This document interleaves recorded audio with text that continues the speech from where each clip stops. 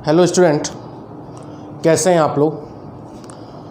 आज हम reaction mechanism के टॉपिक को कंटिन्यू कर रहे हैं। 7 लेक्चर में बना चुका था, उसमें काफ़ी बच्चों का मैसेज आया कि सर उसको कंटिन्यू करिए। तो रिएक्शन मैकेनिज़्म का मैं अगला वीडियो बना रहा हूँ। केमिकल काइनेटिक्स जैसे चल रहा है वैसे चलेगा, ठीक है। यह 11th क्लास का टॉपिक है, बात समझ में आ रही है। तो आज के वीडियो में हम लोग देखेंगे टाइप्स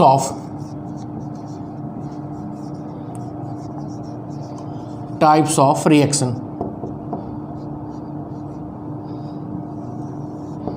क्या देखेंगे? टाइप्स ऑफ रिएक्शन, ठीक है। यह types of reaction organic chemistry का बीएससी सेकेंड ईयर में बहुत सिलेबस में है। मतलब ये बीएससी सेकेंड ईयर के भी बच्चे जो इस गोरखपुर विश्वविद्यालय की बात कर रहा हूँ और सिद्धार्थ विश्वविद्यालय, यह सिलेबस में है। तो ऑर्गेनिक केमिस्ट्री का मैं लिख रहा हूं reaction of organic chemistry, reaction of organic chemistry can be divided into 4 types. कितने टाइप्स में डिवाइड करेंगे? 4 प्रकार से। क्या क्या है? कैपिटल ए होगा सब्स्टिट्यूशन रिएक्शन। क्या होगा? सब्स्टिट्यूशन रिएक्शन, ठीक है। Number B addition reaction. Number B क्या है? एडिशन रिएक्शन, ठीक है। नंबर सी हो गया इलिमिनेशन रिएक्शन। कौन सा रिएक्शन हो गया? Elimination reaction. और डी हो गया रीअरेंजमेंट रिएक्शन। यह सब नाम तीनों में लिया हूँ किसमें? जब एल्किल हैलाइड पढ़ा था उसमें। बात समझ में आ रहा है?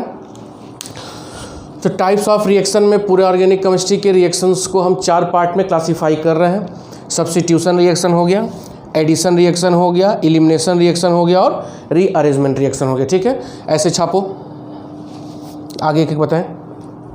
बढ़ा जाए, पॉज करके छाप लिया करो। अब देखो, बहुत इंपॉर्टेंट टॉपिक है। पूरा केमिस्ट्री ऑर्गेनिक का रिएक्शन का बेसिक्स है ये। रिएक्शन मैकेनिज्म का ये नेक्स्ट वीडियो बना रहा हूँ। काफ़ी दिन से डिसकंटिन्यू हो गया था समय की वजह से, ठीक है। तो ध्यान दीजिएगा इसको। अब देखो, अब हम बात करते हैं substitution reaction. Substitution reaction, substitution reaction Hindi बोलते हैं प्रतिस्थापन अभिक्रिया। क्या बोलते हैं? प्रतिस्थापन अभिक्रिया। क्लियर हो रहा है? तो सब्स्टिट्यूशन मतलब देखो, एक जनरल रिएक्शन समझो, ठीक है। सिंपल बात मैं कर रहा हूँ। ए बी है, इसका रिएक्शन हम किससे करा रहे हैं? सी से करा रहे हैं। तो बन गया ए सी और क्या निकल गया? बी। तो जो ए बी के साथ यह जो बी था, इसका पोजीशन क्या हो गया? हट गया। कौन हटा दिया?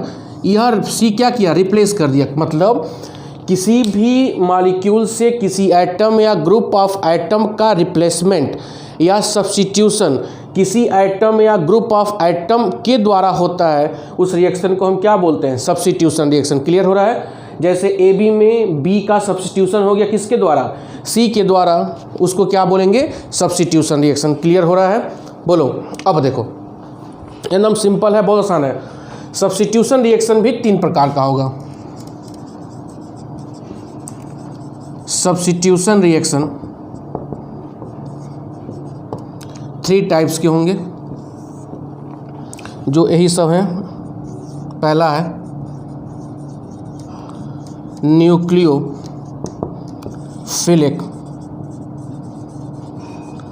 Substitution reaction. पहला क्या है? Nucleophilic substitution reaction. दूसरा होगा इलेक्ट्रोफिलिक सब्स्टिट्यूशन रिएक्शन। दूसरा क्या होगा? Electrophilic substitution reaction. और third one is free radical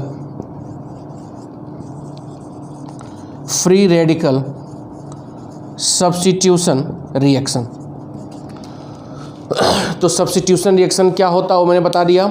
substitution reaction कितने प्रकार का हो रहा है? 3 टाइप से सब्स्टिट्यूट कर सकते हैं। पहला क्या है? Nucleophilic substitution reaction. दूसरा क्या है? Electrophilic substitution reaction. और तीसरा क्या है? Free radical substitution reaction. ठीक है, इतना छापो, आगे बताएं। पॉज करके छाप लिया करिए। ठीक है, मिटाऊं मैं। अब देखो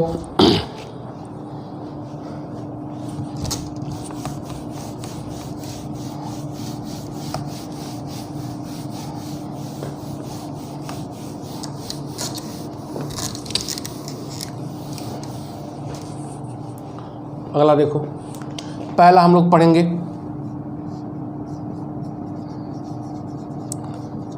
पहला न्यूक्लियोफिलिक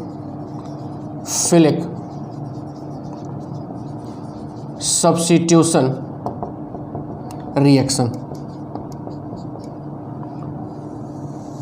न्यूक्लियोफिलिक सब्स्टिट्यूशन रिएक्शन। ठीक है, तो क्या होगा? इसका मतलब क्या होगा कि सब्स्टिट्यूशन रिएक्शन किसके द्वारा हो? न्यूक्लियोफाइल के द्वारा हो, उसको हम क्या बोलते हैं? Nucleophilic substitution reaction. बात समझ में आ रहा है? मतलब किसी का भी प्रतिस्थापन किसके द्वारा हो? न्यूक्लियोफाइल, किसी भी एटम या ग्रुप ऑफ एटम का जो प्रतिस्थापन हो, किसके द्वारा प्रतिस्थापन हो? न्यूक्लियोफाइल के द्वारा प्रतिस्थापन हो, उसको क्या बोलते हैं? Nucleophilic substitution reaction. ठीक है, अब देखो न्यूक्लियोफाइल क्या होता है, एक लाइन बता दे रहा हूं मैं। न्यूक्लियोफाइल इसको रिप्रेजेंट करते हैं किससे? NU माइनस से। किससे रिप्रेजेंट करते हैं? NU minus, nucleophile. ठीक है, तो जिसके पास निगेटिव चार्ज हो, जितने भी निगेटिव चार्ज स्पीसीज होते हैं या जिसके पास लोन पेयर ऑफ इलेक्ट्रॉन हो, उसको हम क्या बोलते हैं? न्यूक्लियोफाइल। Nucleus loving. न्यूक्लियोफाइल मतलब क्या होता है? Nucleus loving. तो न्यूक्लियस लविंग मतलब क्या? न्यूक्लियस में पॉजिटिव चार्ज होता है, तो जो पॉजिटिव चार्ज को लव करे, जो पॉजिटिव चार्ज को क्या करे? लव करे, उसको क्या करेंगे हम? क्या कहेंगे? न्यूक्लियोफाइल। तो पॉजिटिव चार्ज या पॉजिटिव की तरफ कौन अट्रैक्ट होगा? जिसके ऊपर इलेक्ट्रॉन की अधिकता होगी। किसकी अधिकता होगी? या तो निगेटिव चार्ज हो या क्या हो? लोन पेयर ऑफ इलेक्ट्रॉन हो, उसको हम क्या बोलेंगे? न्यूक्लियोफाइल। समझ में आ रहा है? तो न्यूक्लियोफाइल के द्वारा जब सब्स्टिट्यूशन रिएक्शन होता है तो उसको हम क्या बोलते हैं? Nucleophilic substitution reaction. समझ में आ रहा है? कोई पूछे बता लेंगे कि न्यूक्लियोफिलिक सब्स्टिट्यूशन रिएक्शन क्या होता है? तो जब सब्स्टिट्यूशन रिएक्शन किसके द्वारा हो? न्यूक्लियोफाइल के द्वारा हो, तो उसको क्या बोलेंगे? Nucleophilic substitution reaction. समझ में आ गया? अब देखो, छापते चलना।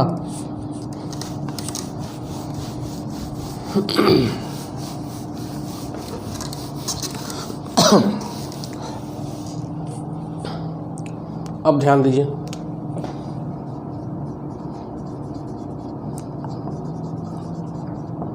न्यूक्लियोफिलिक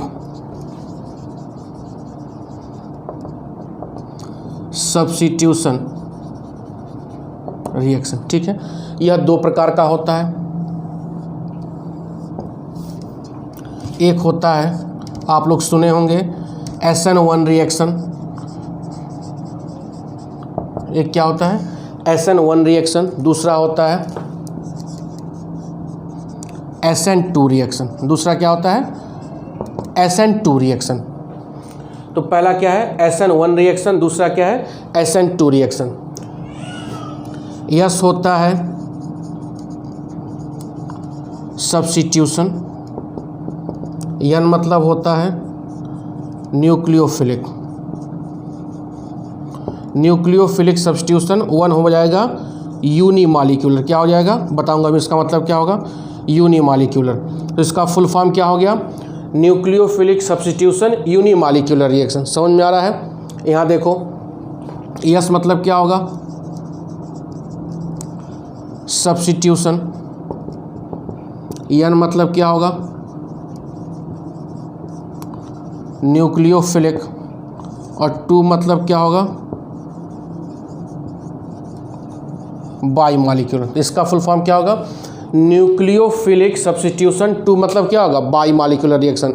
तो न्यूक्लियोफिलिक सब्स्टिट्यूशन 2 प्रकार का रिएक्शन है। एक हो रहा है SN1 रिएक्शन, दूसरा क्या है SN2। SN1 मतलब न्यूक्लियोफिलिक यूनिमॉलिक्यूलर या nucleophilic substitution unimolecular reaction, nucleophilic substitution by molecular reaction. ठीक है, अब इसमें एक एक करके देखेंगे। सबसे पहले SN2 देखेंगे, तब क्या देखेंगे SN1, क्योंकि यह जब यह समझ लेंगे तो ये अपने आप समझ में आ जाएगा। क्लियर हो रहा है, छापते रहो मिटाएं।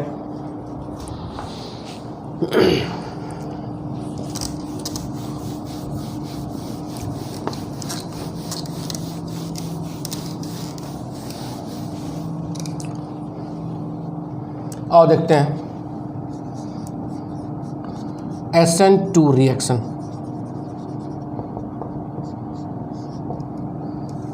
Nucleophilic substitution by molecular reaction. ठीक है, एक अगला लिख रहा हूं मैं, पहले लिखो। दिस रिएक्शन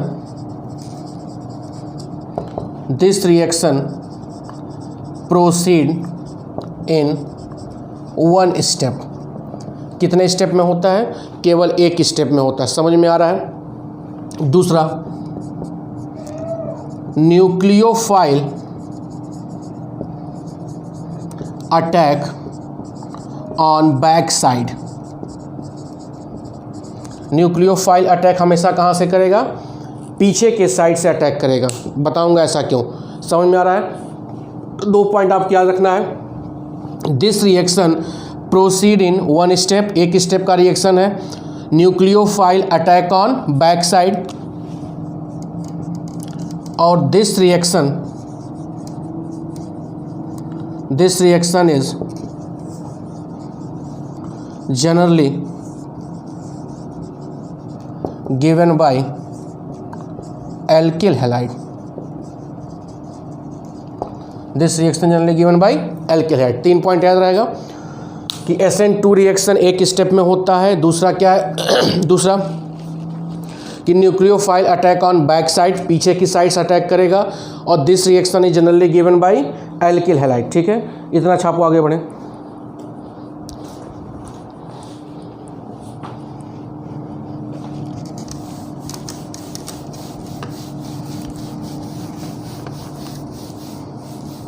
अब देखो, बड़ा ध्यान दो, यहाँ पर ध्यान दीजिए।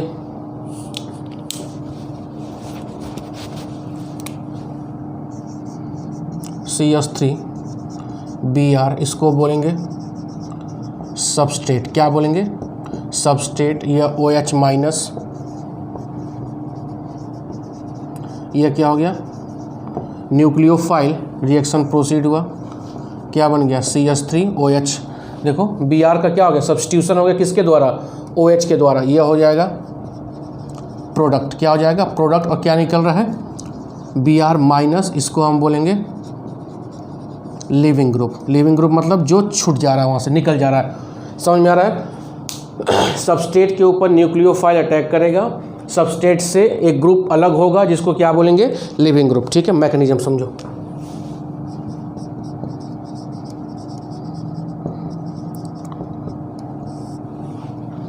ठीक है,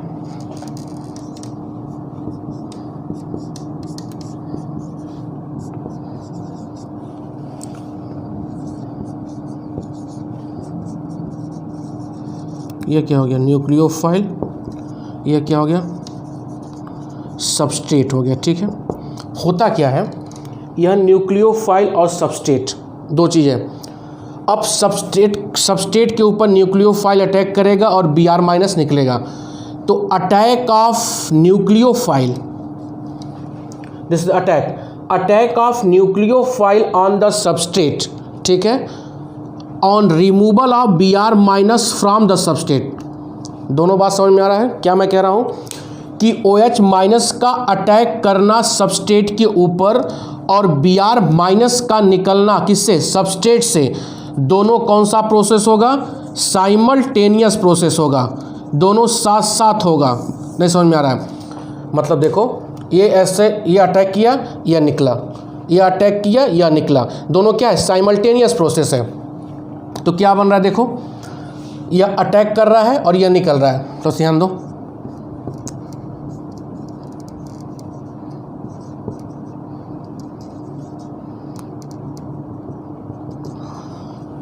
OH C के साथ ये वाला क्या कर रहा है, बॉन्ड बना रहा है। यह बॉन्ड क्या हो रहा है, बन रहा है,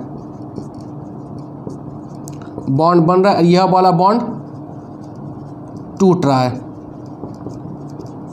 समझ में आ रहा है? तो OH C के साथ यह वाला बॉन्ड बना रहा है और यह वाला बॉन्ड क्या हो रहा है, ब्रेक हो रहा है। यहाँ पर इसको बोलेंगे ट्रांजिशन स्टेट। क्या बोलेंगे, ट्रांजिशन स्टेट, जो कि होता है अनस्टेबल। क्या होता है, अनस्टेबल। क्यों अनस्टेबल होगा, क्योंकि यहाँ कार्बन की वैलेंसी 5 है, 1 2 3 4 5। समझ में आ गया? अब क्या होगा, और तुरंत यहाँ से Br माइनस निकल जाएगा और ये हो जाएगा OH C EH EH EH और Br माइनस। समझ में आ रहा है? अब देखो यहाँ पे इस रिएक्शन का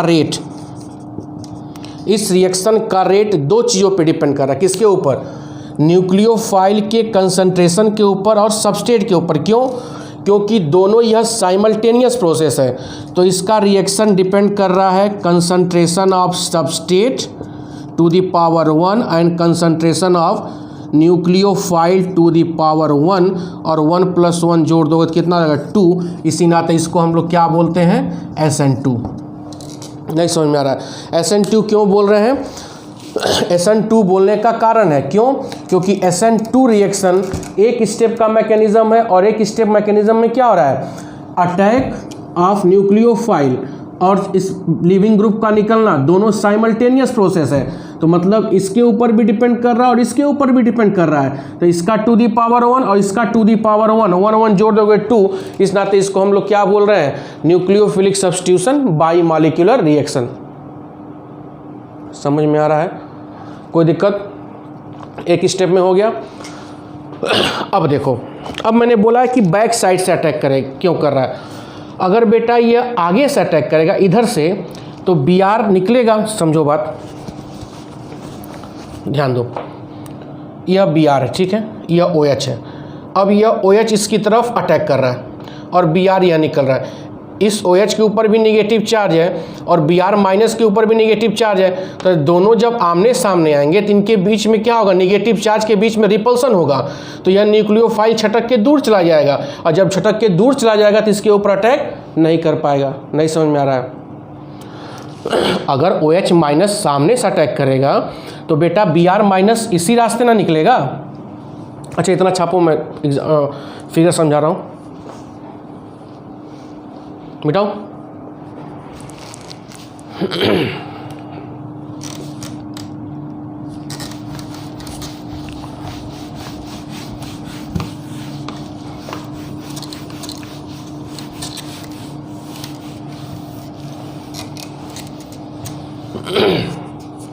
बढ़ा जाए। देखो तुम लोग, मैं क्या कर रहा हूँ, बैक साइड से अटैक करेगा। अगर मैं फ्रंट से अटैक करा रहा हूँ तो यह OH माइनस यह यहाँ से अटैक करेगा, यह यहाँ से टूटेगा। किस फॉर्म में, Br माइनस, यह क्या आ रहा, OH माइनस। तो दोनों एक रास्ते में आ जाएंगे। जब दोनों एक रास्ते में आएंगे, दोनों के ऊपर नेगेटिव चार्ज है, तो दोनों के बीच में क्या हो जाएगा, रिपल्सन हो जाएगा।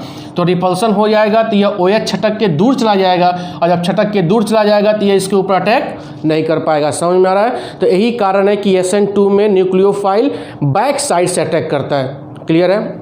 अब देखो हो क्या रहा है,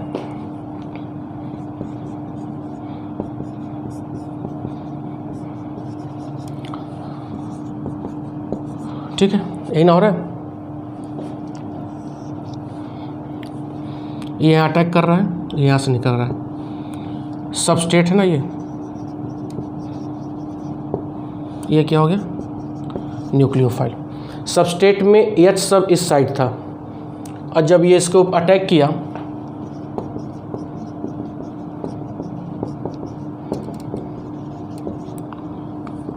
जब इसकी तरफ अटैक किया, सारे H क्या हो गए, जस्ट इसके अपोजिट हो गए। तो यहाँ पे इन्वर्जन हो रहा है। देखो यहाँ H इस साइड था, जब OH अटैक किया तो सारा H उधर कर दिया, तो यहाँ पर क्या हो रहा है, इन्वर्जन हो रहा है। क्या बन रहा है, इन्वर्जन। इन्वर्जन समझना है, जस्ट अपोजिट, मतलब जो प्रोडक्ट होगा वह सबस्टेट के जस्ट अपोजिट होगा, मतलब इन्वर्ट प्रोडक्ट होगा। इसको हम लोग बोलते हैं वाल्डेन इन्वर्जन। क्या बोलते हैं, वाल्डेन इन्वर्जन। क्यों इन्वर्जन हो रहा है, क्योंकि अटैक के पहले सारा H इस साइड में था, जब OH अटैक किया तो सारा H क्या हो गया, सबस्टेट के जस्ट अपोजिट इन्वर्ट हो गया। इसको क्या बोलेंगे, इन्वर्जन। इसको क्या बोल रहे हैं, वाल्डेन, WALDEN, वाल्डेन इन्वर्जन। समझ में आ रहा है। अब छापो मिठाई।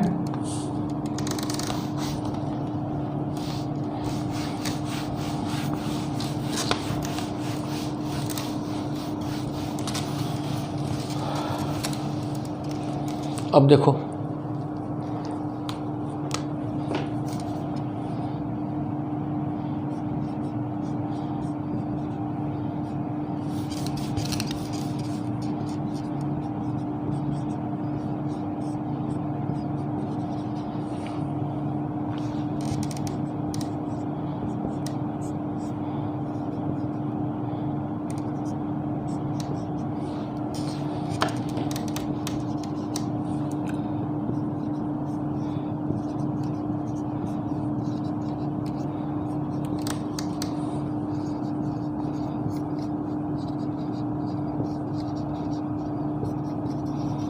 ठीक है, 4 सबस्टेट लिया हूँ। इसका नाम मेथिल ब्रोमाइड, यह कार्बन कितना हो गया 1 डिग्री, यह 2 डिग्री और यह 3 डिग्री। ठीक है, यहाँ पर भी OH माइनस अटैक करेगा, यहाँ पर भी OH माइनस, बैक साइड से OH माइनस, OH माइनस। ठीक है, अटैक किया, इसका निकलना, दोनों साइमल्टेनियस, इसका निकलना, इसका अटैक करना, दो सब साइमल्टेनियस। बोलो, वही पिछला अभी जो बताया अभी को, समझ में आ रहा है। अब अगर पूछा जाए कि भैया मेथिल ब्रोमाइड 1 डिग्री, 2 डिग्री और 3 डिग्री में कौन आसानी से SN2 रिएक्शन देगा, तो यहाँ पे क्वेश्चन पूछ सकता है, reactivity of alkyl halide towards SN2 reaction. SN2 reaction बहुत इंपॉर्टेंट ये सब है। अब देखो यहाँ पर क्या है, 3 H है, यहाँ पर 2 H और 1 एल्किल ग्रुप, यहाँ पर 1 H और 2 एल्किल ग्रुप, यहाँ पर 3 एल्किल ग्रुप। तो नीचे वाले में एल्किल ग्रुप की संख्या ज़्यादा है, तो मतलब यहाँ पे एल्किल ग्रुप बड़ा ग्रुप है, तो मतलब बड़े लोग हैं, तो मतलब यहाँ पर क्या है, क्राउडिंग ज़्यादा है, भीड़ ज़्यादा है, मतलब यहाँ पर स्टेरिक हिंड्रेंस ज़्यादा है, बड़े बड़े लोग हैं, तो इसको जगह ही नहीं मिलेगा कि मैं C के पास यहाँ पे जा सकूँ। तो यहाँ पर क्या है, ड्यू टू बल्की ग्रुप, बल्की में बड़ा ग्रुप, बल्की ग्रुप के कारण यहाँ पर स्टेरिक हिंड्रेंस ज़्यादा है। तो जब यहाँ पर स्टेरिक हिंड्रेंस ज़्यादा है तो OH का अटैक यहाँ की तुलना में क्या होगा, कम होगा। समझ में आ रहा है। तो सबसे आसानी से कौन देगा, बोलो, मेथिल ब्रोमाइड सबसे ज़्यादा रिएक्टिव होगा, फिर कौन होगा 1 डिग्री, फिर 2 डिग्री, फिर 3 डिग्री। ये सब बहुत इंपॉर्टेंट है।